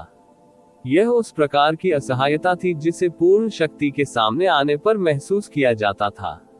इसके अलावा, भले ही इस व्यक्ति के पास पूर्ण शक्ति थी, फिर भी उसने उसे कोई खुलापन नहीं दिखाया, और यह पूर्ण निराशा थी। आत्मविनाश। कियाना ये यंग ने धीमी हंसी के साथ कहा, ओह, आप आगे बढ़ सकते हैं और कोशिश कर सकते हैं। उद्धरण चिन्ह ... उद्धरण चिन्ह। जिया क्विंग्यू ने अपने जेड दांतों को इतनी जोर से पीसा कि वे टूट गए, फिर भी उसे बोलने में कठिनाई हुई। चूंकि वह कियाने यंगर की बिल्कुल अप्रतिरोध्य शक्ति द्वारा दबाई जा रही थी, वह गहन ऊर्जा का एक भी धागा नहीं हिला सकी, इसलिए उसके लिए अपनी गहन रगों के भीतर उत्तम दुनिया को नष्ट करना और भी कम संभव था। अगर कियाने यंग बस यही चाहती, तो वे बोल भी नहीं पाते। सब कुछ उसके हाथों में आ गया था और केवल एक चीज जो वे कर सकते थे, वह थी खुद को उसके कोमल मंत्रालयों के प्रति समर्पित कर देना। ये वैसा ही था जैसा कियाने यंग ने कहा था। चाहे वह जिया क्विंग्यू हो या युनचे, उनमें से किसी के पास भी उसके साथ मोलभाव करने की कोई शक्ति नहीं थी। जिस चीज की मुझे इच्छा है, मैं स्वाभाविक रूप से उसे आपके शरीर से स्वयं ही प्राप्त कर लूंगा। मुझे इसकी आवश्यकता नहीं है कि आप इसे मुझे दें, समझे? कियाना ये यंग के होंठ हल्के से थपथपाए और हाथ जो जिया क्विंग्यू की छाती पर दबा हुआ था, फैल गया और उसके कपड़ों को पकड़ लिया, इससे पहले कि उसने उन्हें तेजी से फाड़ दिया। फाड़ना। जैसे ही एक तेज आवाज हवा में गूंजी, जिया क्विंग्यू के चंद्रमा के वस्त्र तुरंत टुकड़े टुकड़े हो गए, जो हवा में लहरा रहे थे, जिससे उसका ऊपरी शरीर पूरी तरह से उजागर हो गया। इसके परिणामस्वरूप उसके अंडरगारमेंट्स पूरी तरह से फट गए और उसका सीना, जिसे वह हमेशा जानबूझकर कसकर बांधती थी, पूरी तरह से बाहर निकल आया। वे विशाल रेशमी टीले हवा में उछल रहे थे क्योंकि अब उन पर कोई रोक नहीं थी। वे मलाईदार वसा और घुंघराले जैद की तरह सफेद और नर्म लचीले थे, एक घूमती हुई लहर की तरह उछल रहे थे और बिना रुके हिलते रहे थे। युन चे की आंखें बुरी तरह से बाहर निकल आई थी। उसकी शादी जिया क्विंग्यू से 12 साल पहले हुई थी, लेकिन उसने एक बार भी उसका गोरा शरीर नहीं देखा था। यदि यह सामान्य परिस्थितियों में होता तो इतना सुंदर दृश्य देखकर, भले ही वह पहले से ही कई सुंदरियों को देख और अनुभव कर चुका हो, फिर भी यह इतना लुभावना होगा कि उसकी आंखें व्यावहारिक रूप से उसके सिर से बाहर निकल जाती। लेकिन इस समय, उस क्षणिक स्तब्धता के बाद, उसके दिल को एक ठंडा झटका लगा और वह कर्कश आवाज में चिल्लाया, क्या नहीं? आप क्या करने जा रहे हैं? यह राक्षसी, क्या ऐसा हो सकता है कि वह अत्यंत विकृत थी? यूं चे की उग्र दहाड़ से कियाना यंग जरा भी परेशान नहीं थी। उसने जिया क्विंग्यू के शरीर को देखा, एक ऐसा शरीर जो उन महान प्रलोभियों के शरीर से भी अधिक आकर्षक और मनमोहक था, जिन्होंने दुनिया को भयभीत कर दिया था। उसकी सुनहरी आंखें एक अजीब रोशनी से चमक रही थी जो बहुत कम ही दिखाई देती थी। मैंने वास्तव में कल्पना नहीं की थी कि इतना बर्फीला और ठंडा बाहरी हिस्सा वास्तव में इतने आकर्षक शरीर को छिपाएगा। मुझे ये स्वीकार करना होगा कि भले ही मैं एक महिला हूँ, फिर भी यह मुझे थोड़ा प्रभावित करता है। आप ऑडियो बुक्स 108 देख रहे हैं। धोखेबाजों से सावधान रहें। उसकी उंगलियां धीरे धीरे उसके स्तनों की बर्फीली सफेद जैद त्वचा का पता लगा रही थी। उसकी हरकतें हल्की और कोमल थी और कोई भी इन हरकतों के भीतर कुछ आनंद और उत्साह का पता लगा सकता था। अब ये सचमुच अजीब है। इतना आकर्षक और भद्दा शरीर, फिर भी तुम वास्तव में अभी भी कुंवारी हो। उसने युन चे पर एक नजर डालते हुए कहा, क्या ऐसा हो सकता है कि यह आदमी जिससे तुमने शादी की है वह एक बेकार हिजड़ा है? राक्षस था। युन चे की आंखें खून की तरह लाल थी। भले ही कियाना यंग एक महिला थी, यह एक बड़ा अपमान था जिसे जिया क्विंग्यू ने पहले कभी नहीं झेला था। क्या तुम उन रहस्यों को जानना नहीं चाहते जो ये शरीर छुपा रहा है? यदि आपके पास ऐसा करने का साहस है तो आप मेरे पास क्यों नहीं आते? आप कियाना यंग के हाथ ने जिया क्विंग्यू के पेट को सहलाया क्योंकि उसके होठों के कोने अत्यधिक तिरस्कार और चंचलता के भाव में मुड़े हुए थे। ऐसा लगा जैसे उसने अपने जीवन का सबसे हास्यास्पद चुटकुला सुना हो। अब चिंतित मत हो, बहुत जल्द तुम मुझसे विनती करोगे कि मैं तुम्हें मुझे सब कुछ बताने की अनुमति दूं। यू चे रिपोर्ट अध्याय टिप्पणियां अध्याय 1295 क्रूर अभिशाप राक्षस। युन चे के दांतों के बीच लगभग हर जगह से खून बह रहा था और उसने कहा, यदि तुमने उसे चोट पहुंचाने की हिम्मत की, मैं कसम खाता हूं कि मैं तुम्हें ऐसे भाग्य से गुजारूंगा जो मौत से भी बदतर होगा। युन चे ने कियाना यंग की कसम खाते हुए कभी भी अपने दांत पीसना बंद नहीं किया। ये केवल दूसरी बार था जब वह इस महिला से मिला था, लेकिन वह पहले से ही उससे नफरत कर रहा था, जैसा कि उसने अपने जीवन में कभी भी किसी अन्य महिला से नहीं किया था। वह कभी भी इतना शक्तिहीन नहीं था। अतीत में, चाहे स्थिति कितनी भी निराशाजनक क्यों न दिखी हो, वह हमेशा मूनस्लॉटर डेविल सॉवरेन जैसे किसी व्यक्ति के खिलाफ भी एक हताश जुआ खेलने में सक्षम था। लेकिन कियाना यंग और उसके बीच का अंतर बहुत बड़ा था, इतना व्यापक कि आकाश और पृथ्वी के बीच की दूरी भी एक खराब तुलना थी। इस तरह के अंतराल से पहले सभी शब्द और रणनीति एक मजाक से ज्यादा कुछ नहीं थे। मृत्यु से भी बदतर भाग्य। युन चे की बातें सुनकर कियाना यंग रुक गई। उसने पूछने से पहले धीरे से उसकी ओर देखा, युन चे, क्या तुम निश्चित रूप से समझते हो कि मृत्यु से भी बदतर भाग्य का क्या मतलब है? उसकी आंखों की पुतलियों में एक राक्षसी सुनहरी रोशनी चमक उठी और युन चे के पूरे शरीर पर घने सुनहरे पैटर्न दिखाई देने लगे। फिर वह बुरी तरह कांप उठा क्योंकि उसे महसूस हुआ जैसे लाखों तीर उसके शरीर को छेद रहे हैं या असंख्य सुइयां उसकी आत्मा में घुस रही हैं। अगर युनचे को दुनिया में सबसे कम डर किसी चीज से लगता था तो वह तीव्र दर्द ही हो सकता है। ऐसा इसलिए था क्योंकि उन्हें जो घाव मिले थे वे आम लोगों के लिए अकल्पनीय थे। कई बार वह बुरी तरह घायल हुए या मृत्यु शैया पर थे, लेकिन वह दर्द के इतने आदी थे कि उन्होंने कभी एक आवाज भी नहीं निकाली। लेकिन जिस क्षण कियाने यंगर की आंखों में सुनहरी रोशनी चमकी, वह चिल्लाया जैसे कि वह खून रो रहा हो और तब तक छटपटाता रहा जब तक कि उसका शरीर पूरी तरह से विकृत नहीं हो गया। खून जमा देने वाली चीख, जो ऐसी लग रही थी जैसे कि यह पवित्र स्थान की गहराइयों से आई हो, शुरुआत की भूमि के आकाश में गूंज रही थी, और प्रत्येक चीख आखिरी से भी बदतर थी। चीखों के बीच लगभग कोई अंतराल नहीं था। जिसने भी उन्हें सुना होगा उसे दिल की गहराइयों से ठंडक महसूस हुई होगी, ये सोचकर कि चिल्लाने वाला किस तरह के दर्द से पीड़ित होकर इतनी भयानक तरीके से चिल्ला रहा था। युनचे का गला पूरी तरह से रूंध गया था। उसका चेहरा बिल्कुल रक्तहीन था। उसे ऐसा महसूस हुआ मानो अनगिनत जहरीले कांटे या ब्लेड उसके मांस और आत्मा पर वार कर रहे थे या टुकड़े कर रहे थे, और जो दर्द उन्होंने दिया वह यातना दिए जाने या फांसी के रास्ते अंग से अंग फाड़ दिए जाने से भी सैकड़ों या हजारों गुना बदतर था। उसकी आत्मा रसातल की गहराइयों में डूब गई थी, लेकिन उसका शरीर अभी भी अपने स्थान से 1 इंच भी हिल नहीं सका था। उसका शरीर मरते हुए कीड़े की तरह जोर से कांप रहा था, और वह सिर से पांव तक ठंड से भीगा हुआ था। कुछ ही सांसों में पसीना आ गया। पसीने का एक पूल उसके शरीर के नीचे आश्चर्यजनक रूप से तेज गति से फैल रहा था। उद्धरण चिन्ह ... उद्धरण चिन्ह। जिया क्विंग्यू ने अपनी आंखें बंद कर ली, उसकी भौहें चोट से कांप रही थी। युनचे के चिल्लाने के बावजूद कियाने यंगर ने असुविधा या दया का कोई संकेत नहीं दिखाया, जैसे कि उसका दिल और फेफड़े उसके शरीर से बाहर निकाले जा रहे थे।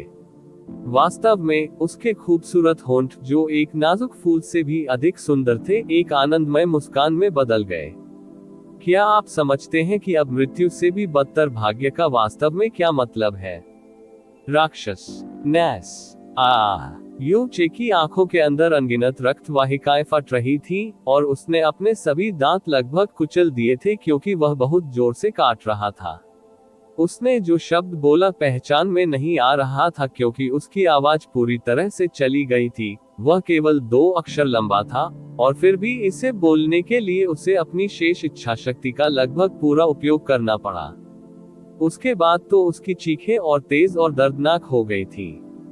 ओह, कियाने यंगर ने अपनी आंखें सिकोड़ ली। आप अभी भी बोल सकते हैं। ये सचमुच प्रशंसनीय है। इस बारे में क्या? उसकी पुतलियां एक बार फिर सुनहरी चमक उठी, और युनचे के शरीर को ढकने वाले सुनहरे पैटर्न और भी चमकीले और स्पष्ट हो गए। वाह! खून जमा देने वाली चीख तुरंत पहले की तुलना में 10 गुना अधिक मजबूत हो गई, और शुरुआत की भूमि के लगभग हर कोने में फैल गई। यह इतना भयानक था कि आकाश में बादल और जमीन पर धूल भी उसके दर्द के जवाब में कांपने लगे। युनचे स्पष्ट रूप से महसूस कर सकता था कि उसकी आत्मा की हर नस और हर सिरे को अनगिनत ठंडे ब्लेडों द्वारा छेदा, खींचा, मोड़ा और फाड़ा जा रहा है। यह एक ऐसा दर्द था जिसकी युनचे भी न तो कल्पना कर सकता था और न ही सह सकता था। वह वस्तुतः अपना ही गला खराब कर रहा था, और हर बार चिल्लाने पर उसके मुंह से खून निकल रहा था। उसका पूरा शरीर, उसकी कोशिकाएं उस अत्यधिक दर्द के कारण जोर जोर से कांप रही थी जो उसे दिया जा रहा था। उसकी रक्त वाहिकाएं उभरे हुए कीड़ों की तरह फूल गई थी, मानो उसकी त्वचा के नीचे हजारों कीड़े छटपटा रहे हो। ब्रह्मा आत्मा मृत्यु की कामना करने वाला मार्ग। कोई भी व्यक्ति जिसने श्राप का अनुभव नहीं किया था वह कभी कल्पना नहीं कर सकता था कि यह वास्तव में कितना भयानक था, और न ही वास्तविक 18 नरकों के बारे में जानता था। युनचे को हमेशा अपनी दृढ़ इच्छाशक्ति पर गर्व था, और उसका शरीर और आत्मा दोनों अतीत में अनगिनत क्रूर परीक्षणों से प्रभावित हुए थे। वह तब भी पीछे नहीं हटा था जब उसे नीदरलैंड के उदुम्ब्रा फूल ने परेशान किया था जो उसने चमेली के लिए तोड़ा था। लेकिन अभी वह वास्तव में चाहता था कि वह मर जाए ताकि वह इस अमानवीय यातना से बच सके। क्या आप अब भी बोल सकते हैं? नहीं। यहाँ तक कि सबसे कठिन व्यक्ति को भी किसी ऐसे व्यक्ति पर दया आ सकती थी जो इतने दर्द में था, लेकिन कियाने यंग र की आधी मुस्कुराहट से पता चला कि वह अपने सामने के दृश्य से जरा भी प्रभावित नहीं हुई थी। क्या आप जानते हैं कि अब इसे Brahma soul death wishing mark क्यों कहा जाता है? ऐसा इसलिए है क्योंकि यह एक अभिशाप है जो आपको मृत्यु के आश्चर्य पर आश्चर्यचकित कर देगा। यह आपको अपने जीवन में किसी भी अन्य चीज से अधिक मृत्यु चाहने पर मजबूर कर देता है। ये जो दर्द लाता है वह कुछ ऐसा है जो आत्मा को पार कर जाता है। संक्षेप में, यह कोई ऐसी चीज नहीं है जिसका किसी की इच्छा से बिल्कुल भी विरोध किया जा सके। तो भूल जाए कि आप सिर्फ एक दयनीय कनिष्ठ हैं जो कई दर्जन वर्षों तक जीवित रहे हैं, यहाँ तक कि एक राज्य राजा या राजा क्षेत्र के देवता सम्राट ने भी अपने घुटनों पर बैठकर दया या मौत की भीख मांगी होगी। तुम्हें मरने की बहुत इच्छा हो रही होगी, है ना? क्या तुम्हें अचानक यह एहसास हुआ कि मौत इस दुनिया की सबसे अद्भुत चीज है? उगा युन चे उसे जो एकमात्र उत्तर दे सकती थी, वह एक गंभीर खून भरी चीख थी। उसके चेहरे की विशेषताएं दर्द के कारण पूरी तरह से विकृत हो गई थी, और उसकी हिलती हुई उंगलियां किसी जानवर के ढीले पंजे की तरह लग रही थी। वैसे कियाने यंग र ने इत्मीनान से बोलना जारी रखा, Brahma soul death wishing mark एक अभिशाप चिन्ह है जिसे मैंने अपनी आत्मा की उत्पत्ति के साथ लगाया है, इसलिए। वह हंसी। जब तक मैं तुम्हें अपनी इच्छा से मुक्त नहीं कर देता या मर नहीं जाता, तुम इस अभिशाप से कभी मुक्त नहीं हो पाओगे। यहाँ तक कि आपके पालक पिता ड्रैगन मोनाक या 10 ड्रैगन मोनाक भी आपको इस दर्द से मुक्त नहीं करा सकते हैं। इसका मतलब है कि अब आपके जीवन में केवल 3 विकल्प बचे हैं, या तो आप मेरी बात माने, या तो किसी से आपको मारने की भीख मांगे, या इस नरक के निचले भाग में रहें और अनंत काल तक मृत्यु से भी बदतर जीवन जिए। युन चे के दांतों से खून फव्वारे की तरह बह रहा था। उसकी पुतलियां इतनी चौड़ी हो गई थी कि ऐसा लग रहा था जैसे वे किसी भी क्षण फट सकती है। कियाना ये यंग र के शब्द ऐसे थे सबसे क्रूर, सबसे राक्षसी अभिशाप जिसने उसके दिल और आत्मा पर गहराई से छाप छोड़ी। उसकी इच्छा शक्ति और विश्वास का हर कण दर्द की खाई में तब तक बह चुका था जब तक कि वह सब निराशाजनक अंधकार में बदल नहीं गया। आखिरकार यू चे ने चिल्लाना बंद कर दिया और पूरी तरह से बेहोश हो गई। हालांकि उसके होठों के कोने से अभी भी खून बह रहा था। युन चे के शरीर पर सुनहरा पैटर्न गायब हो गया क्योंकि कियाने यंग र ने जिया क्विंग्यू को देखने के लिए पीछे मुड़कर देखा। मुझे लगता है कि मैं कुछ दया दिखा सकता हूं और उसे फिलहाल के लिए छोड़ सकता हूं, अन्यथा हमारे व्यवसाय का संचालन करना बहुत शोरगुल वाला होगा। उद्धरण चिन्ह ... उद्धरण चिन्ह। जिया क्विंग्यू ने धीरे से अपनी आंखें खोली, लेकिन उसकी आंखों में कोई घबराहट, कोई दर्द या याचना भी नहीं थी। उसकी पुतलियां किसी तरह पूरी तरह से गायब हो गई थी, और जो कुछ बचा था वह था बर्फ और अंधेरे का एक परेशान करने वाला कैनवास। उसकी आंखों ने कियाने यंग र को थोड़ा परेशान कर दिया। क्विंग्यू के मुंह से ठंडे शब्द निकले जब उसने कियाने यंग र को देखा, अब बेहतर होगा कि तुम मुझे मार डालो कियाने, नहीं तो मैं कसम खाता हूँ, एक दिन मेरी माँ और वह सब कुछ जो आज हुआ, मैं तुमसे 10,000 गुना अधिक भुगतान करवाऊंगा। ओह, क्या ऐसा है? लेकिन जिया क्विंग्यू की भयानक आंखें कियाने यंग र को थोड़ा सा भी पीछे हटने में विफल रहीं। इसके विपरीत कियाने यंग र करीब आ गई और पूर्व को दिलचस्पी से देखा। फिर उसने किंग्युए के नग्न ऊपरी शरीर को खौफनाक कोमलता से सहलाना शुरू कर दिया। आराम करो, मैं तुम्हें नहीं मारूंगी। आपके जैसे शरीर को नष्ट करना शर्म की बात होगी, है ना? उसने लापरवाही से एक उंगली नीचे की ओर घुमाई और किंग्यू के कपड़ों का निचला आधा हिस्सा भी धीरे धीरे शून्य में बिखर गया।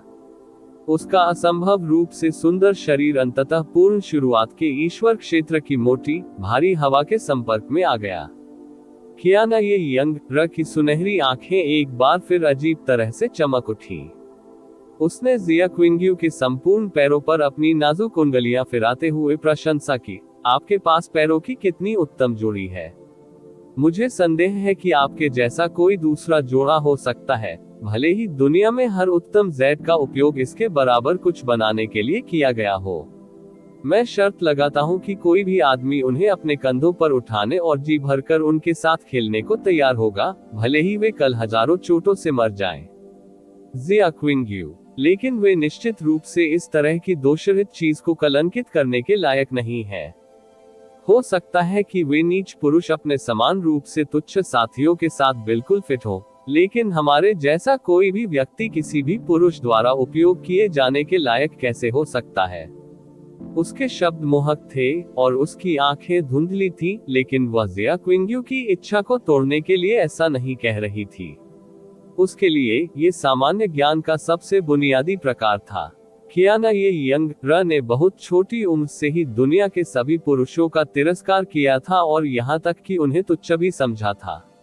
जिस क्षण से उसकी सुंदरता की एक छटा प्रकट हुई, उस पर आश्चर्य, लालसा और वासना की अनगिनत झलकियां बरसने लगी। प्रतिभाशाली, अभिमानी पुत्र, साम्राज्य के राजा, देव सम्राटों के पुत्र और यहाँ तक कि स्वयं देव सम्राटों ने भी सोचा कि उसकी सुंदरता ने दुनिया में मौजूद सभी चीजों पर विजय प्राप्त कर ली है, और वे केवल जीतने के लिए सब कुछ त्यागने को तैयार थे, यहाँ तक कि अपना गौरव और जीवन भी। उसके लिए एक मुस्कान या एक नजर। हालांकि वे नहीं जानते थे कि वह उनके सभी कार्यों को नीच मानती थी। उसकी दुनिया में उसके जन्मदाता पिता ब्रह्मा, स्वर्ग भगवान सम्राट को छोड़कर दुनिया का कोई भी पुरुष उसकी दूसरी नजर का हकदार नहीं था। वह किसी भी पुरुष को अपने शरीर के किसी भी हिस्से को छूने की इजाजत नहीं देती थी, यहाँ तक कि अपनी छोटी उंगली को भी नहीं। हाल के वर्षों में कियाना यंग र अपना चेहरा ढकने की हद तक आगे बढ़ गई थी। आम लोगों का मानना था कि अधिक लोगों को उसकी सुंदरता के आगे झुकने से रोकने के लिए उसने अपना चेहरा ढक लिया था, लेकिन वास्तव में उसने बस यही सोचा था कि इस दुनिया के पुरुष अब उसके चेहरे की एक झलक पाने के लायक भी नहीं है। उसकी सोच विकृत हो सकती है, लेकिन समस्या ये थी कि उसमें उतनी ही विकृत होने की शक्ति थी जितनी वह बनना चाहती थी। ऐसा इसलिए था क्योंकि वह ब्रह्मा सम्राट देवी थी, जबकि अन्य महिलाएं एक शक्तिशाली पति की पत्नी बनने, एक अच्छी पत्नी और मां की भूमिका निभाने, खुद को सुंदर बनाने, अपनी खेती या शक्ति में सुधार करने की कोशिश कर रही थी। वह कुछ ऐसा कर रही थी जिसके बारे में सामान्य लोग सोचने की हिम्मत भी नहीं कर सकते थे। सच्चे देवताओं का मार्ग। इसके लिए वह कुछ भी कर सकती है। हर चीज में हेराफेरी की जा सकती थी और हर चीज को तब तक नष्ट किया जा सकता था जब तक कि यह सच्चे देवताओं के मार्ग की खोज में उसकी सहायता करती थी। आप ऑडियो बुक्स 108 देख रहे हैं। धोखेबाजों से सावधान रहें। उसकी उंगलियां जिया क्विंग्यू की लंबी, खूबसूरत टांगों के पीछे फंस गईं, इससे पहले कि वे अंततः एक बिंदु पर आ गईं उसके पेट पर रुके। उसकी आंखें थोड़ी थोड़ी सिकुड़ती गईं, एक संपूर्ण शरीर और उससे भी अधिक उत्तम युवती तुम हो। ये लगभग वैसा ही है जैसे आप जानबूझकर इसे मेरे लिए बचा रहे हैं। विश्व विरोधी स्वर्ग मैनुअल को विकसित करने के लिए व्यक्ति को 9 गहन उत्तम शरीर धारण करना होगा। अंततः मैं शुरू कर सकता हूँ। इस समय कियाना यंग र की आंखों में धुंध के बीच से एक अजीब सी रोशनी निकल रही थी। फाड़ना, चीर फाड़ की आवाज ऐसी लग रही थी जैसे उसने आकाश को ही फाड़ डाला हो। जिया क्विंग्यू की दृष्टि के ठीक सामने एक रक्त लाल दरार दिखाई दी और हठपूर्वक अस्तित्व में रही। रिपोर्ट अध्याय टिप्पणियां। इसी प्रकार के अपडेट्स लेते रहने के लिए हमारे चैनल ऑडियो बुक्स 108 को सब्सक्राइब करें और नोटिफिकेशन ऑन करें। धन्यवाद।